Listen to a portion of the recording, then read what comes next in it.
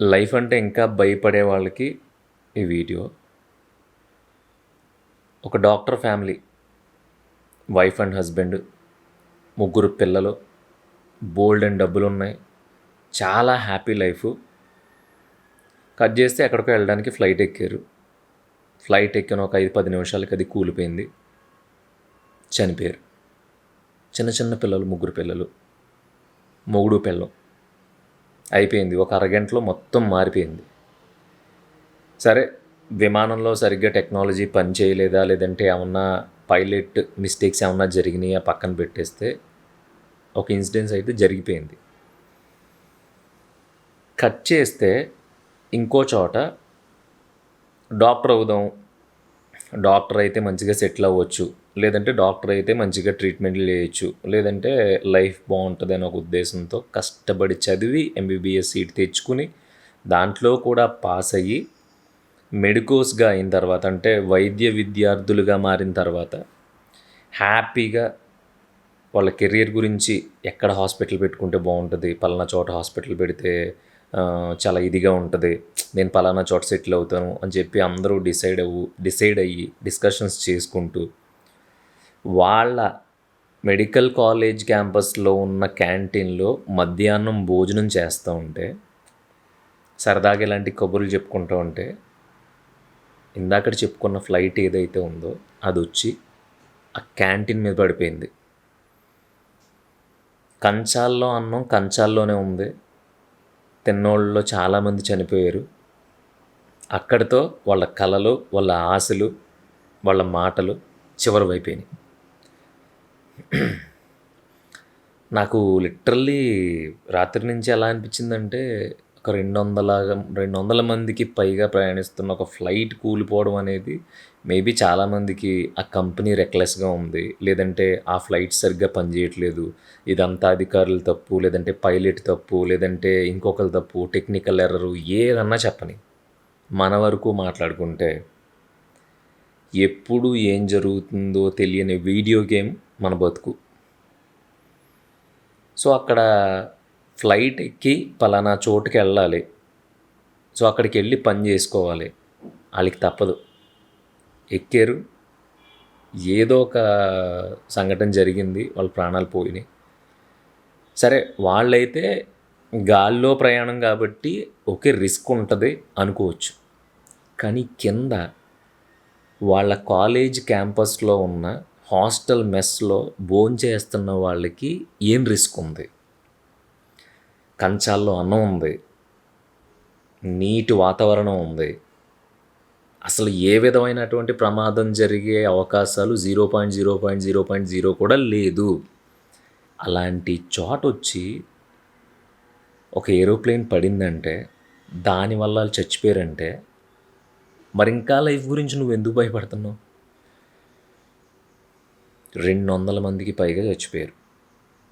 దాదాపుగా అధికారికంగా వచ్చిన లెక్కల ప్రకారం నాకు తెలిసి ఒకళ్ళే బ్రతికారు అంటున్నారు. లెక్కలు పక్కన పెట్టేసి అన్ప్రెడిక్టబుల్గా ఉంటుంది లైఫ్. మనం ప్లాన్ చేసుకున్నది ఒకటైతే ఇంకోటి జరుగుతూ ఉంటుంది. ఒక సాంగ్లో లిరిక్ ఉంటుంది కదా, నువ్వు పెట్టుకున్న నమ్మకాలు అన్నీ పక్కదారి పట్టి పోతుంటే కంచికి నీ కదలే దూరం.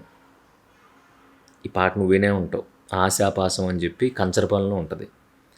నువ్వు పెట్టుకున్న నమ్మకాలన్నీ పక్కదారి పట్టి పోతూ ఉంటాయి, అంటే నువ్వేదో నమ్మకం పెట్టుకున్నావు, అది నువ్వు పెట్టుకున్న నమ్మకం వైపు కాకుండా పక్క నుంచి వెళ్ళిపోతుంది అనుకో, అప్పుడు నీ కథలన్నీ కంచికి దూరం అవుతాయి.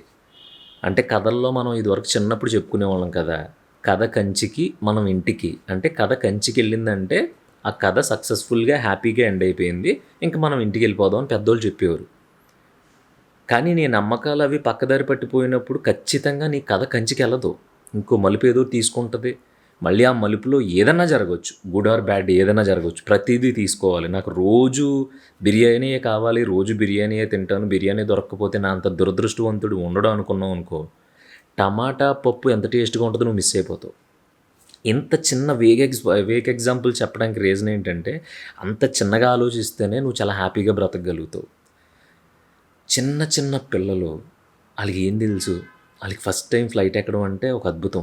అసలు దాన్ని ఏమంటారు, అసలు ఫ్లైట్లో ఎన్నిసార్లు ఎక్కినా సరే వాళ్ళకి అదొక ఎక్స్పీరియన్స్. అలాంటి పిల్లలు ఈరోజు అర్జెంటుగా వర్క్ చేసుకోవడానికి వెళ్ళాలి, ఈరోజు వెళ్ళకపోతే మనల్ని తీసేస్తాడు అనే కంగారు. అయ్య బాబోయ్! ఈరోజు ఇంకేం లేదు, అర్జెంట్‌గా వెళ్ళిపోవాలి, నాకు ఈ ఫ్లైట్ కావాల్సిందే అని బలవంతంగా బుక్ చేసుకొని మరీ ఎళ్లి చనిపోయినోళ్ళు కొంతమంది. ఎయిర్‌పోర్ట్‌కెళ్ళడానికి లేట్ అయ్యి ఒకామె 10 నిమిషాలు లేట్‌గా వచ్చిందని చెప్పి 5, 10 నిమిషాలు ఆమెని బోర్డింగ్‌కి అలౌ చేయకపోతే, అంటే లోపలికి అలౌ చేయకపోతే బయట కూర్చొని తెగ ఫీల్ అయిపోయి ఏడ్చేసి, బోలెడు డబ్బులు పోసి టికెట్ కొన్నాను, ఇప్పుడు టికెట్ కంటే ముఖ్యంగా నేను ఎళ్ళాలి, నాకు పనుంది అని చెప్పి తెగ ఆర్గ్యూ చేసి గొడవ పెట్టుకుందామె ఎయిర్‌పోర్ట్ బయట. ఆమె ఎంత ఫీల్ అయిందంటే, ఛీ! నా దరిద్రం ఎలా ఏడ్చిందేంటి, ప్లాన్డ్‌గా ఫ్లైట్ బుక్ చేసుకున్నాను, ట్రాఫిక్ వల్ల దేని వల్లో సంథింగ్ ఏదో ఒకటి జరిగి 10 నిమిషాలు లేట్ అయిపోయాను, అనవసరంగా ఫ్లైట్ వెళ్ళిపోయింది, నేను చాలా దూరం వెళ్ళాలి అనుకుని ఫీల్ అయింది. ఈరోజు ఆమె బ్రతికి బట్టగట్టింది. ఇక్కడ ప్రతి ఆలస్యానికి, దాన్నేమంటారు, ప్రతి స్ట్రగుల్‌కి, ప్రతి దానికి ఒక రీజన్ ఉంటది. ఆ రీజను నువ్వు నేను రాసింది కాదు, ఆల్రెడీ రాసేసి ఉందది. అందుకే కొన్ని ఉంటాయి, ఈటిల్ని మనం కొంచెం పట్టించుకోవాలి. మరీ ఎక్కువ పట్టించుకోకపోయినా ఏది జరిగినా మన మంచికే.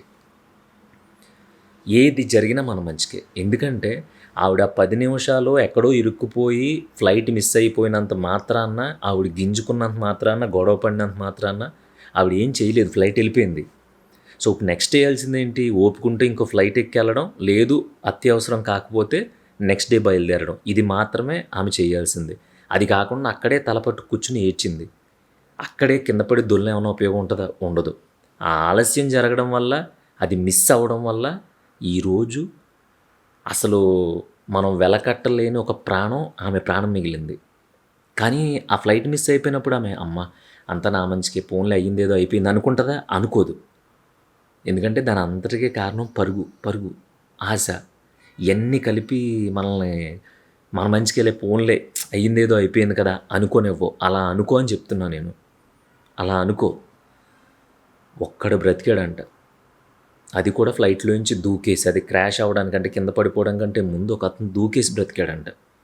ఆ దూకినప్పుడు ఎంత గట్టి నిర్ణయం తీసుకొని ఉంటాడో, ఒకవేళ నిజంగా ఫ్లైట్ క్రాష్ అవ్వకుండా జస్ట్ ఏదో చిన్న ప్రమాదం జరిగి కాళ్ళు చేతులు ఇరిగి అందరూ బ్రతికిపోయి దూకిన ఇతను చచ్చిపోయాడనుకో, అప్పుడు ఫ్యామిలీ వోళ్ళు, మిగతా వాళ్ళందరూ ఎంత రిగ్రెట్ ఫీల్ అవుతారు. కంగారు పడి దూకేశాడు, పాపం దూకకుండా ఉండుంటే బ్రతికేవాడు అందరూ. కానీ ఇప్పుడేమంటున్నారు, కరెక్ట్ టైంకి దూకాడు, దూకకపోతే ఇతను కూడా చచ్చిపోయేవాడు. డేర్ ఉండాలి కొన్నాటిల్లో, ఏదో ఒకటి అవుతుంది. రిస్క్ 100కి 200% తను చేసింది రిస్కే. దూకేశాడు. ఫ్లైట్ ఎలా వెళ్ళిపోతుంది కిందకి, దూకేశాడు ఫ్లైట్లోంచి. దేని మీదన్నా పడవచ్చు, బిల్డింగ్ మీద పడవచ్చు, లేదంటే దేంట్లో అన్నా పడవచ్చు, చచ్చిపోవచ్చు.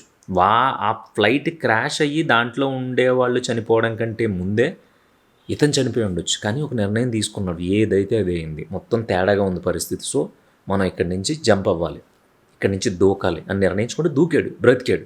నడుచుకుంటూ వెళ్ళిపోయాడు అంబులెన్స్ దగ్గరికి. మీరు న్యూస్లో కూడా చూసుంటారు. సో ఇవన్నీ ఎందుకు చెప్తున్నా అంటే, అనవసరమైన తలపోట్లు, దాన్ని ఏమంటారు, మనం ఏం చేయలేని పరిస్థితులు, మనం ఏం చేయలేము, పరిస్థితులు మనం మార్చలేమురా బాబు అని తెలుసున్న తర్వాత కూడా జుట్టు పీక్కుంటూ ఉంటాం చూసావా. ఆ జుట్టు పీక్కోవడం ఏదైతే ఉందో అది అనవసరం అనేది ప్రతిసారి ప్రూవ్ అవుతూనే ఉంటుంది. అక్కడ ఎవరు ఏ తప్పు చేయలేదు. అందరూ పోనీ చిన్నా చితకా పనులు చేసుకునే వాళ్ళు అంటే అందరూ గొప్ప గొప్పోళ్ళు, పెద్ద పెద్ద పొజిషన్స్లో ఉన్నోళ్ళు, ఫారినర్స్ అందరూ చాలామంది ఉన్నారు. వాళ్ళందరూ వాళ్ళు పని చేసుకోవడానికి వెళ్తున్నారు, వాళ్ళ ఇళ్ళకి వెళ్తున్నారు, వాళ్ళ దేశానికి వెళ్తున్నారు. వాళ్ళు ఎక్కడికైతే టార్గెట్ పెట్టుకున్నారో అక్కడికి వెళ్ళాలనుకున్నారు అంతే. కానీ మధ్యలో ఇలా జరిగింది. దానికి ఎవరు రెస్పాన్సిబిలిటీ? చాలామంది చెప్తారు. నీకు లిటరల్గా మనం ఇప్పుడు ఆ స్టాట్స్ మాట్లాడుకుంటే, ఆ బోయింగ్ 787 సంథింగ్ ఏదో ఫ్లైట్ నెంబర్, ఆ బోయింగ్ కంపెనీ అనేది, ఆ కంపెనీ తయారు చేసిన చాలా ఫ్లైట్స్ అక్కడక్కడ కొంచెం క్రాష్ అవ్వడం అలా జరిగింది. కానీ ఈ డ్రీమ్ లైనర్ అనే ఫ్లైట్ ఏదైతే ఉందో, ఇది టాప్ కెపాసిటీతో 2000లో అమెరికా స్టార్ట్ చేసిందంట దీన్ని. అంటే దాదాపుగా 240-250 మందిని మోసుకెళ్ళగలదు అది. దాని కెపాసిటీ ఎంతో తెలుసా? 13,000 కిలోమీటర్లు నాన్ స్టాప్గా వితౌట్ ఎక్కడ ఫ్యూయల్ మళ్ళీ రీఫిల్ చేసుకోకుండా వెళ్ళిపోగలుగుతుంది అది. ఆ ఫ్లైట్ ఎవరైతే ఇది చేస్తున్నారో ఆ పైలట్ దగ్గరగా 8,000 గంటలు ఫ్లై చేశాడంట. అంటే అంత ఎక్స్పీరియన్స్ ఉంది తనకి. కో పైలట్ కూడా 1100 గంటలు ఫ్లై చేశాడంట. సో, ఆల్మోస్ట్ అంత ఎక్స్‌పీరియన్స్ ఉంది. ఆ స్టార్ లైనర్ అనే ఈ బోయింగ్ ఎయిర్‌క్రాఫ్ట్ ఏదైతే ఉందో దాంట్లో special navigation, high end technology, ఆ ఫ్లైట్ తయారైంది ఏదైతే తయారవుతుందో దాని బాడీ, అది ఒక రకమైన దాంతో దాన్నేమంటారు? దాని పేరు ఐడియా లేదు గానీ, ఒక రకమైన ఐటెమ్‌తో తయారైందది. అది స్టీల్ కంటే స్ట్రాంగ్‌గా ఉంటది. ప్లస్ దాన్నేమంటారు? ఈ సేవండి అంటాం కదా మనం. దానికంటే తేలిగ్గా ఉంటది. దానివల్ల దాని కెపాసిటీ టూ స్ట్రాంగ్. సో, ఇన్ని బెనిఫిట్స్ ఉన్నాయి. దానికొక మార్కుంది. స్టార్ లైనరు, డ్రీమ్ లైనరు ఆ ఫ్లైట్‌ది. దానికి ఈ 250 దగ్గర దగ్గర కెపాసిటీ ప్యాసింజర్స్‌ని సురక్షితంగా తీసుకువెళ్ళే ట్రాక్ రికార్డ్స్ చాలా ఉన్నాయి.